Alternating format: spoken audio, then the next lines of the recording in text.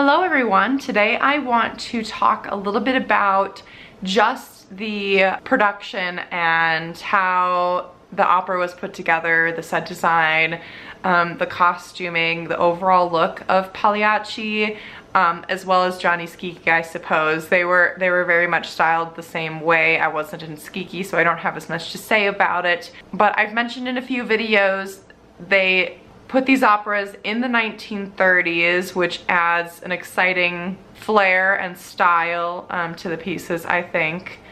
I'm going to attach a link to Utah Opera's Instagram.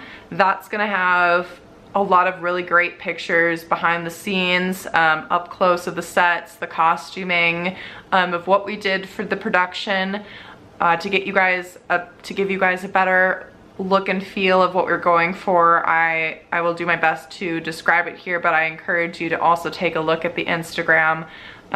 They really make it fun there and give a really great inside look into all the productions that Utah Opera does.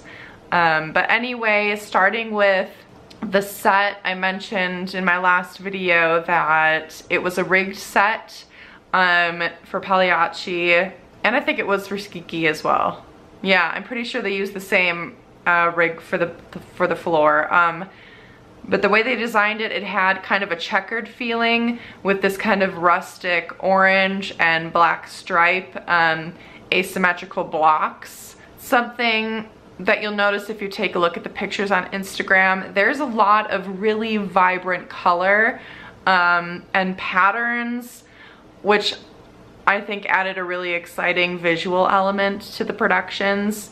For Pagliacci especially, because there are so many people on stage when the chorus is there, most of us, I would say most of the chorus, their colors were a bit more on the muted side compared to the main clown troupe for Pagliacci, just again to help them stand out more. But you will see a variety of floral patterns, of checkered patterns, just a lot of exciting things to catch your eye. In terms of the styles of clothing, all the women, our dresses were about mid-calf length, kind of a looser fitting flowy skirt. Some of the women's dresses were looser fitting kind of all over. Mine was, for sure. I didn't have any sort of belt cinching my waist, so it fit a bit more loosely on me.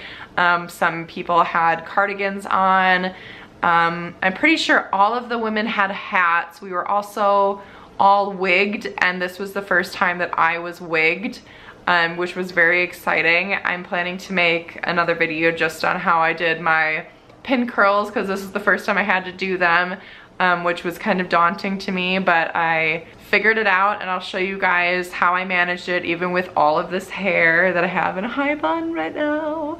But anyway, so the wigs were almost all in like the long bob style, with the big thick wavy curls and just a really cute look.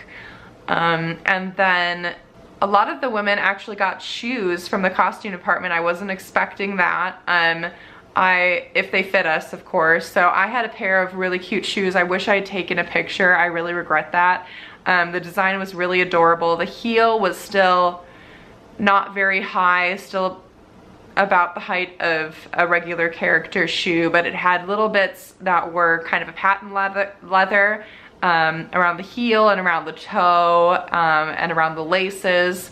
And then a lot of like the main body of the shoe was kind of like a thicker mesh material, but it was still black.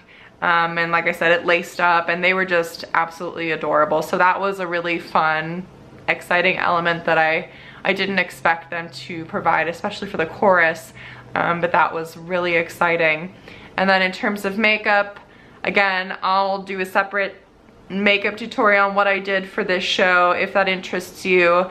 They specifically asked us not to do the traditional stage makeup, heavy kind of cream foundation like the Ben Nye stuff that we usually use.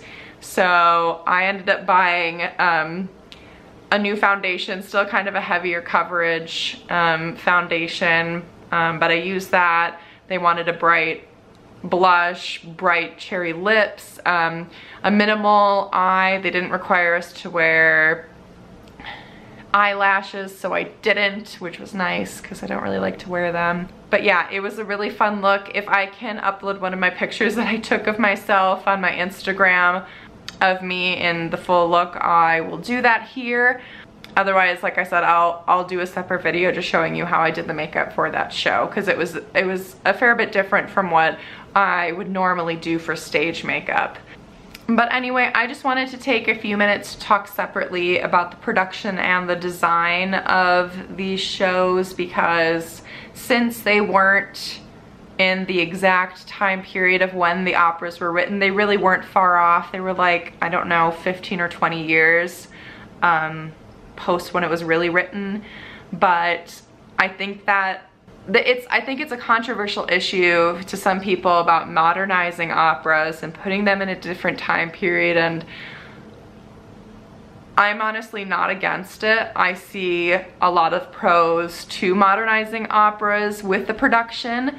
Obviously, I think you need to respect the music first, so long as you're still singing in the styles of the music when it was written, what's appropriate language-wise, understanding and the original integrity of the opera, you know, the meat and bones of the story. As long as that's there, I think it's really exciting and fresh to put it in a new perspective of a new time period, of a new location, just to help open the eyes of the audience, as well as people who see operas all the time. You know, if it's an opera they've seen a bunch of times, how much more exciting is it for them if we put it in a new time period that they've never seen it in before? I think that makes it a lot more exciting. So I am a lot more for modernizing operas than against it per se.